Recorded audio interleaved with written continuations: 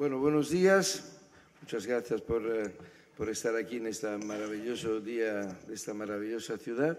Y nada, solo decir que para Mediaset España y Telecinco Cinema, y entonces para Guilain Barrois y Álvaro Agustín, que son los productores de Telecinco Cinema, el aspecto más apasionante de nuestro trabajo es lo del astrónomo, de la astronomía. Buscar estrellas en el firmamento del cine y encontrarla. A veces tan cerca y no la hemos vista, a veces tan lejos y tardamos. Y Sergio Sánchez es una de esas estrellas. Le hemos conocido como guionista del Orfanato y de lo Imposible. Había hecho una película, hay que decir, una TV movie, lo digo porque en la presentación anterior no lo sabía, justamente el productor, que Joaquín Padrón, se enfadó conmigo diciendo que yo estaba mintiendo, diciendo que era la primera película, pero vamos a ver, esta es una película muy grande, de la que obviamente hablarán el director, Bayona, etcétera, pero solo decir que yo he nacido con un mandamiento que era que para hacer una película se necesitan tres cosas, que son una bella historia, una bella historia y una bella historia. En la vida luego he aprendido que no todas las historias bonitas pueden ser una película, y que a veces hay, como en este caso, que trabajar mucho para llegar desde una historia estupenda, que eran 65 hojas que nos entregó, yo creo, hace 4 años, ¿no?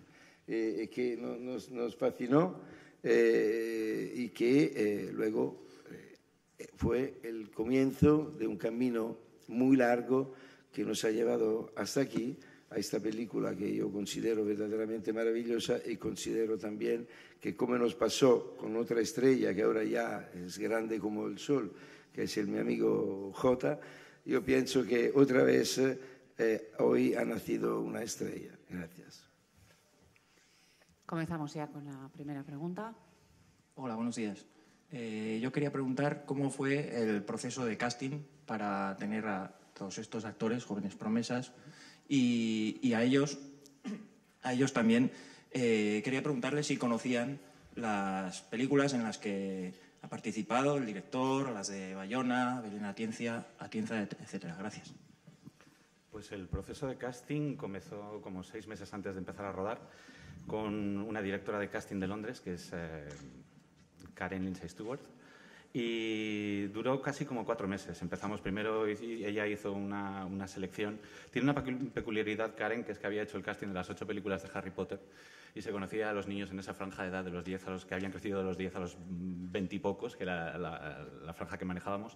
Y la verdad que fue abrumador porque recibimos pruebas de un montón de actores maravillosos, y lo difícil era conseguir 4 actores idóneos para cada uno de los personajes, pero que luego en conjunto funcionasen como una familia que fuese creíble también. Y fue un proceso muy bonito y salieron enseguida. Yo creo que casi a todos ellos, en el momento, con todos tuve un momento de estos de detener la prueba y decir, por favor, querría ser Billy, querría ser Jane. Y luego ya rodando en Asturias, hicieron una familia estupenda porque se venían todos de fuera, esta burbuja asturiana donde estuvieron encerrados 10 semanas y casi que vivieron una situación muy parecida a la que vive la familia en la película. Y bueno, sí, if you want to say something. Okay, yeah, Bien, sí, para mí, a mí me entraron, como ha dicho Sergio, al proceso de casting. Y yo había oído que Sergio había escrito Lo Imposible un año antes. Hice una película con Naomi Watts y eso fue una gran película para ella, importante para ella. Y tuve que volver a rodar de nuevo después del casting y el comienzo con esta película. Y hablé con Sergio también y había tenido y ella, bueno, no hablé con Noemi me dijo que había sido maravilloso trabajar con él en el cine. Fue una decisión muy fácil para mí. Lo que ha dicho Sergio, cuando él estaba en la sala, cuando se hizo la las pruebas, no había guión, solo había señales. Y originalmente, mi primera cinta, digamos, prueba fue para Jack y luego me pidieron que hiciera la prueba para Billy. Así que no había un guión en la prueba y dentro del contexto de lo que yo estaba haciendo en el proceso de casting, estaba intentando explicándolo conforme se llevaba a cabo y al final me costaba un poco entender lo que tenía que hacer y no recuerdo que al final de la prueba Sergio me dijo: vale, tú eres el mejor Billy que he visto hasta el momento, y me salí de la sala y dije: ¡oh, qué guays! Y sí, y eso ha sido lo que me sucedió a mí. Sí, fue algo similar para mí. Había visto Lo Imposible y había oído hablar del orfanato, y después de conocerle a Sergio había visto El Orfanato, y las dos son películas maravillosas y increíbles. Y al igual que todo el mundo, entré a hacer la prueba y no sabía más aparte del título y también el equipo creativo. Y me metí de fondo y nos dio unas ideas. Sergio, empezamos a trabajar con las escenas y jugar cómo podíamos explorar la idea de la que trata la película, y fue fascinante. Yo quería estar implicado desde el principio, así fui muy agradecido de que pude participar. Y yo hice un pequeño papel en Lo Imposible. Ya le conocía a Jota y a Sergio antes y me hice muy amiga de los dos. Cuando Sergio estaba haciendo el casting en Londres, dice: bueno, ¿por qué no entre como los otros personajes? Cuando él estaba haciendo el casting para los otros, yo durante las pruebas de casting, yo leía la parte de Rose y me encantaba trabajar con Sergio, y le dije, bueno, muy mal, le dije: oye, ¿te importaría que participara yo? Y me dijo que sí, y maravilloso. Yo había visto Lo Imposible y El Orfanato, las dos películas, y yo creo que entré un poco más tarde en el proceso de casting, pero en ese momento ya había un guión. Y es uno de los únicos guiones que había leído donde que me conmovió mucho y me vinculé de inmediato, me enganchó la historia, y yo no veía qué es lo que iba a suceder al final. Y de repente, bueno, en cuanto al giro que da la película al final, y había hablado con Sergio antes de rodar, hacer la prueba de casting, mejor dicho, y estuve encantadísimo, dicho sea de paso, de que me eligiera. Y sí, eso es. Bien, siguiente pregunta, por favor. Sí, muy buenos días. Yo no soy forofo del género, a pesar de lo cual me ha encantado la película. O sea que felicidades no solo por el casting, sino por todo lo demás, ¿no? Muchas gracias. Una curiosidad sobre el final. El final, que me ha parecido muy, muy sugestivo. Yo estaba pensando que quizá hubiera un guiño hacia Psicosis y que Jack era el que había asesinado a todo el mundo, y en un segundo momento que era la novia, ¿no? Pero no, después triunfa el amor, la medicación no hace falta, y este personaje tan traumatizado queda redimido, ¿no? por haber conocido el amor. ¿Esto que yo digo, lo del guiño a Psicosis, está presente o no? ¿Me lo invento yo y...? No, nunca. Para mí la película es una fábula. Y siempre hablo de la película como una muñeca rusa. Es como una historia que cada 10 minutos pasa algo que altera. O sea, levantas una capa y se convierte en otra criatura hasta llegar un poco al corazón de la historia, ¿no? En todas las películas en las que he trabajado, no sé por qué siempre acabo hablando de personajes que intentan buscar un hogar que volver a un hogar que ya no existe. Y aquí es como que esta búsqueda del hogar casi se triplica. Los chicos llegan de Inglaterra a Estados Unidos buscando un nuevo hogar. En esa casa construyen la fortaleza, que es como una casa dentro de la casa. Y dentro de ese mundo tenemos el cuaderno de Jack, que es donde él construye el lugar donde nadie puede arrebatarle las cosas que más aprecia. Y para mí, al final, la película es casi la película tiene una cosa muy, muy clásica, muy inocente, que es como es un poco un canto, hay una inocencia extrema. Y creo que es ese amor redentor donde está el amor de Jack hacia sus hermanos y el amor salvador de Ali hacia Jack, que es lo que verdaderamente compone esta parte emocionante de la película. Así que no, jamás haría un giro final, una coletilla extra terrorífica, porque para mí la peli no es una película de terror, es una fábula de suspense que engloba muchos otros géneros, pero sobre todo para mí lo que pesa en la película es la emoción. Hola, buenos días de aquí. Una pregunta para Sergio y otra para Jota. Sergio, esta es una película de género, pero hace unos días han aparecido unos niños, tenían a su madre muerta, ¿no? Han tenido que convivir con ella unos días. Entonces, yo tenía la sensación de estar viendo la película, pero también estar viendo cómo la realidad, la fragilidad de los niños reales está ahí, ¿no? Entonces me gustaría que elaboraras un poco el tema de cómo el género también puede hacer algo, ¿no? Por sentir esa empatía y dar soluciones, porque a veces pasan cosas que parecen una película. Y luego a Jota, que si en tu agenda de mega éxitos mundiales tendrías un hueco para hacer una película pequeña en catalán o grande en catalán. ¿Quieres empezar tú? Sí, siempre que escribes una cosa por extrema y disparatada que parezca la historia, la realidad acaba por encontrar un ejemplo similar.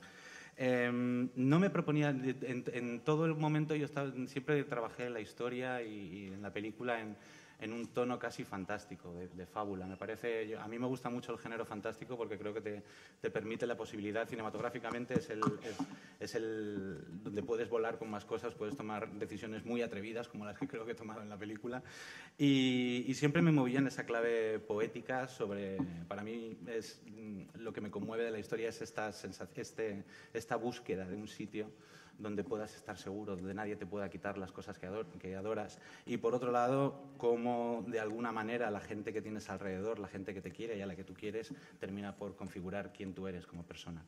No buscaba más allá de esto.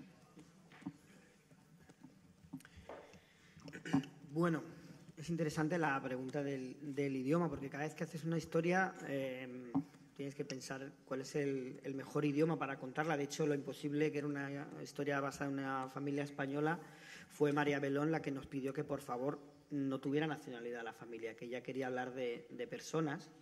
Y a partir de ese momento, por un lado, por una realidad industrial, que era muy difícil rodar la película en español, pero por otro lado, porque María nos lo había pedido, que ella no quería que fuera la nacionalidad algo que separar a estas personas de las demás, ¿no?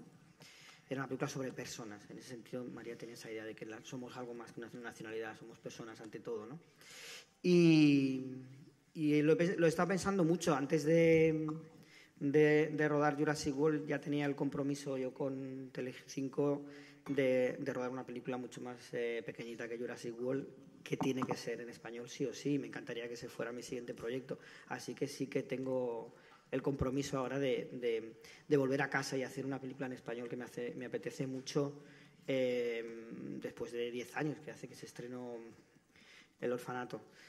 Y lo del catalán también lo he pensado, pero claro, tienes que encontrar la historia que tenga sentido. Ahí tendré que encontrar una historia que pase en mi tierra, en Cataluña, y no te creas que no lo he pensado y no le he estado dando vueltas últimamente algunas cosas por la cabeza.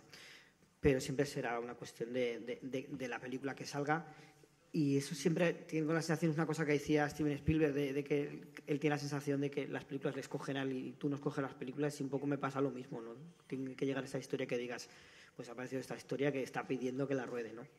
Pero sí que ha estado por ahí rondando, y creo que la siguiente película, si todo va bien, será en español.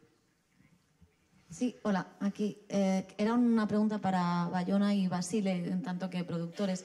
Al hilo de todo, bueno, la polémica con Netflix y en el Festival de Cannes, y dado que Basile siempre ha dicho que, bueno, que el gobierno le obligaba a invertir en cine, ¿no?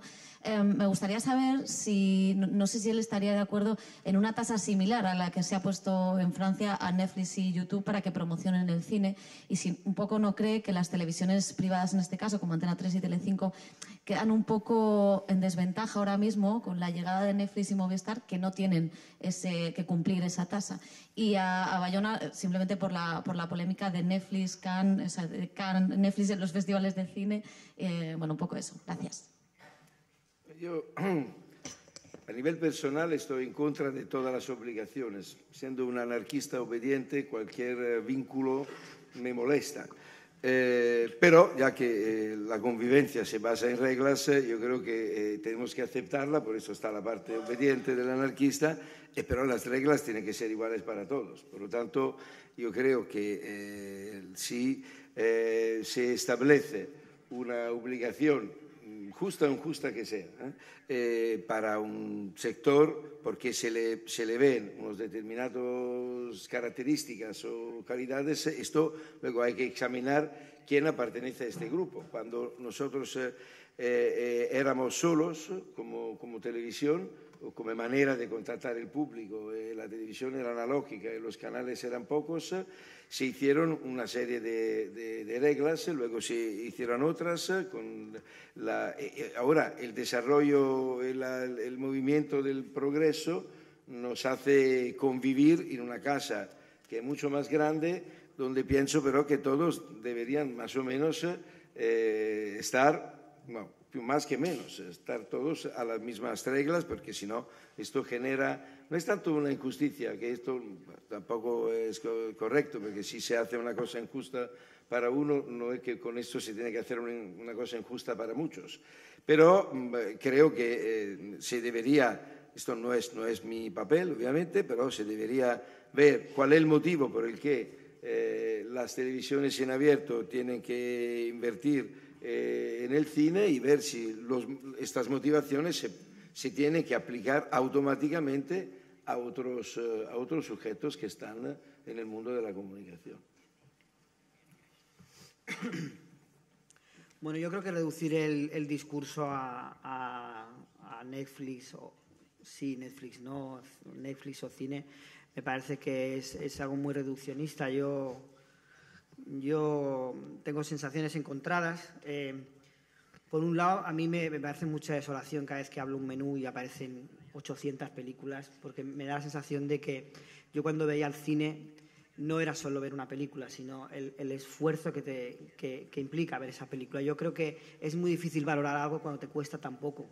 Se pierde el concepto de valor. Y a mí me encantaba ver una película anunciada en una revista y esperar que se estrenara, ir al cine, conseguir el dinero, ¿no? Que a veces le tenía que robar a mi madre, que ahora se enterará, que conseguir el dinero para poder pagar la entrada, verla, comentarla. Es eso que de alguna manera le suma un valor a la película. Por otro lado, también es verdad que es muy difícil ahora mismo el acceso a muchas zonas del cine. Estoy pensando en chavales que vivan en pueblos donde ahora mismo no exista la sala. Y Netflix es una oportunidad estupenda para poder ver no solo cine nacional, sino cine de todo el mundo, que de otra manera sería imposible de ver. Creo que las dos formas son compatibles. Creo que hay muchas películas, y eso lo tiene que entender el público, que no podrían existir sin las diferentes ventanas de exhibición. Es decir, que hay películas que se pueden financiar, se pueden conseguir el dinero porque primero tienen un estreno en el cine y luego tienen un estreno en televisión. Y esos son 2 pagos. Con 2 pagos puedo hacer la película, con uno no. Y eso la gente todavía no lo acaba de entender, porque realmente son cosas muy peculiares del hecho en sí de financiar una película. Pero hay películas que si no existiera el estreno en cines no podrían realizarse. Entonces yo creo que el discurso es mucho más complejo que decir Netflix sí, Netflix no, que evidentemente como oportunidad es algo positivo para la industria, pero luego tiene que haber un equilibrio y sobre todo tiene que haber un disfrute de la película en la sala. Yo precisamente una de las cosas que más valoro de la película de Sergio es el cine. Es realmente un tipo de lenguaje. El otro día lo contaba Shyamalan en un tuit, que estaba preparando su película y que estaba en ese proceso en decidir cómo va a poner la cámara, cuál es la posición, cómo se van a mover los actores en el plano. Algo que en televisión, por la propia disciplina, por el propio tamaño de la pantalla, que es mucho más pequeño comparado con el del cine, que es cuadrado en vez de rectangular, es un arte que se ha perdido. Y en cambio, una de las cosas que más contento estoy de Marrowbone, cuando vi el primer montaje, fue que Sergio ya había demostrado todo lo que tenía que demostrar. Ya tenía un puesto ganado como guionista, pero como director era apabullante. El dominio de la puesta en escena. Hay escenas donde demuestra un dominio del cine grande, pero a la vez es capaz también en otras escenas con muy pocos elementos y siempre utilizando la cámara de una manera muy sutil, muy fina, contar cosas como director de cine. Y yo creo que de alguna manera el cine se está perdiendo con una generación que está creciendo viendo televisión. Y a la vez el cine está mejorando mucho gracias a la televisión también, porque ahora mismo las tramas son más sorprendentes o se atreven a hacer cosas que no se atrevían a hacer antes gracias a que existe una valentía en televisión que quizá no existe en el cine. Con lo que el discurso es mucho más complejo que decidir si una cosa o la otra. Siguiente pregunta, por favor. Hola. Hi, my question is for the actors. La pregunta es para el elenco de actores. Cuando empezó a trabajar en esta película, ¿sabían cómo iba a finalizar la película o solo sabían el personaje que interpretaban? Para todos, quería saber. ¿Se os dio toda la historia a los actores desde el principio, todo? Sí, sí, a todos. Sabíamos todo el guión, sí, ya sabíamos toda la historia. Pero a la vez, el guión que habíamos leído...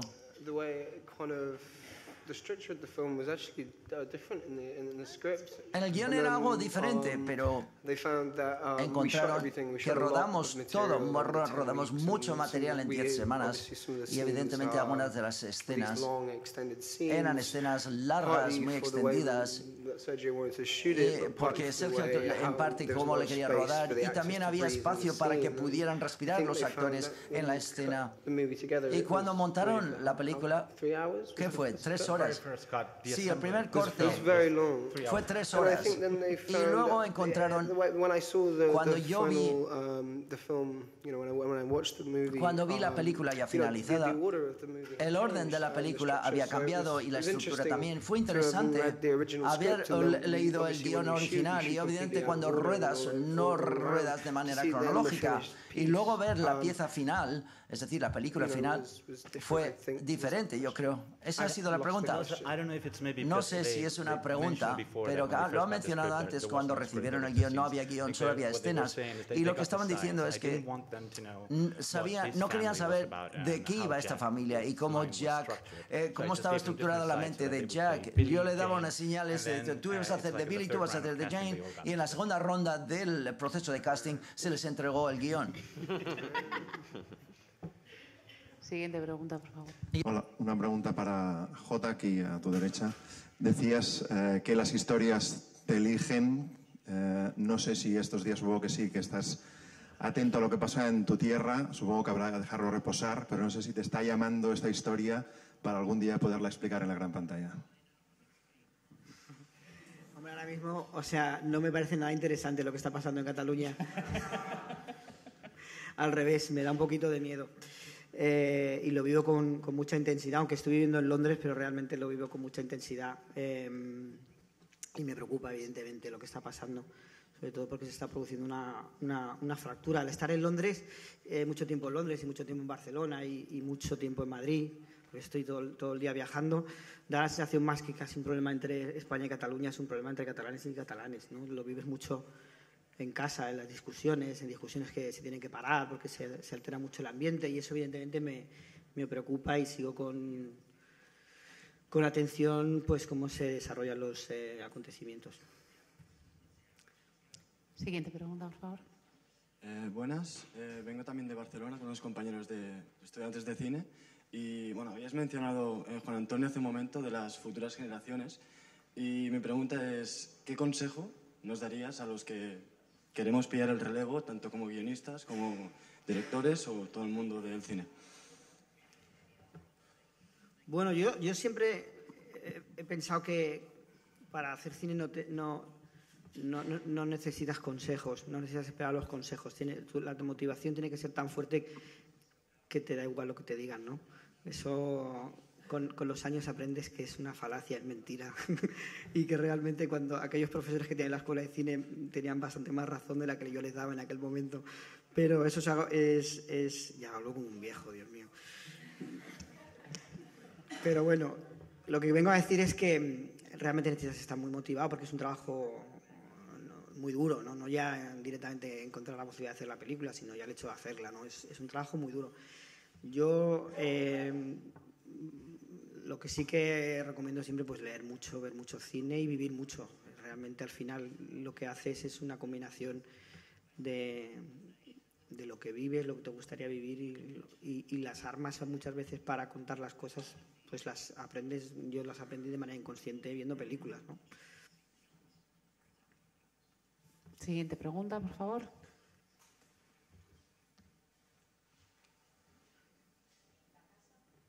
Un segundo.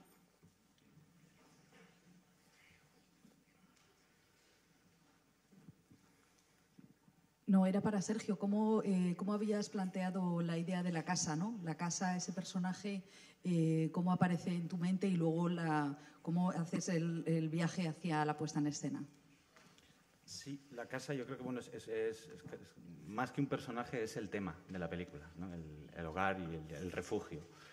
Y buscamos, la verdad que me tenía Asturias ya muy pateada buscando, porque entre un corto que hice que se llamaba 73-37, posteriormente con el orfanato de Juan Antonio y ahora con esto, creo que ya tenemos, si alguien necesita, tengo un directorio de casas asturianas fabulosas para rodar. Y encontramos esta en el Valle de Arango, en Pravia, es el Palacio de la Torre de Arango, que en principio era una torre de vigilancia medieval alrededor de la cual se edificó esta casa. Y yo siempre desde el principio tenía claro que quería que la película estuviese rodada en una localización natural. Quería poder moverme por esa casa con los actores, quería ir dentro y fuera. Y sobre todo buscaba una luz muy, muy naturalista. Para mí era importante que la película reflejase como la atmósfera del último verano de tu infancia idealizado. No quería una casa sombría y siniestra. Y para eso Xavi Jiménez, el director de fotografía, la verdad que diseñó un sistema en el que prácticamente toda la película está rodada con luz natural. Y hicimos algunas alteraciones en la casa, abrimos unos tabiques y abrimos la cocina, ese porche fuera para poder movernos dentro y fuera. Y para mí era lo importante, una casa que respirase y que estuviese vivida. Y luego también para todas las manualidades que hacen los chicos en la casa, todo este mundo con el que ellos se apoderan de ese hogar. Trabajamos con una única persona que hacía todas las tallas de Billy, las acuarelas de Jane, los juguetitos de Sam, el cuaderno de Jack, está todo hecho por la misma persona para intentar unificar todo ese universo. Y ¿qué más te puedo contar de la casa? Ahí está todavía, tal como la dejamos. Y luego fue muy curioso porque cuando llegaron los chicos, ellos estaban hospedados en un hotel en Avilés, y Charlie, el día que llegó a la casa, dijo: ¿por qué no nos quedamos aquí? Los cuatro querían quedarse a vivir en la casa porque me parecía que les iba a ayudar y a ayudarles a meter en el personaje. Y todo iba muy bien hasta que descubrimos que en la casa había verdaderamente una presencia. George hubo un día que se dejó el guión y estábamos planteándole esto: oye, que los chicos quieren quedarse a dormir en la casa un fin de semana. Y Sandra, nuestra directora de producción, decía: de ninguna de las maneras. Aparte, la casa, según llegamos a la 8ª semana, las paredes empezaban a hacer así, los suelos se torcían. Nos venía muy bien para la historia, pero podía colapsarse en cualquier momento.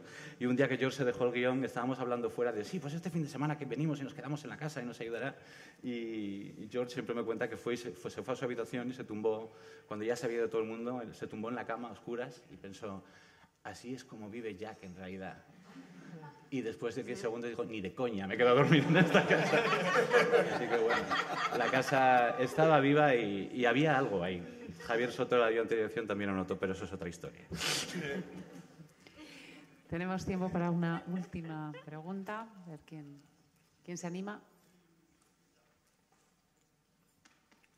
Ok, si no hay última pregunta, nada más que agradecer a todo el equipo su presencia.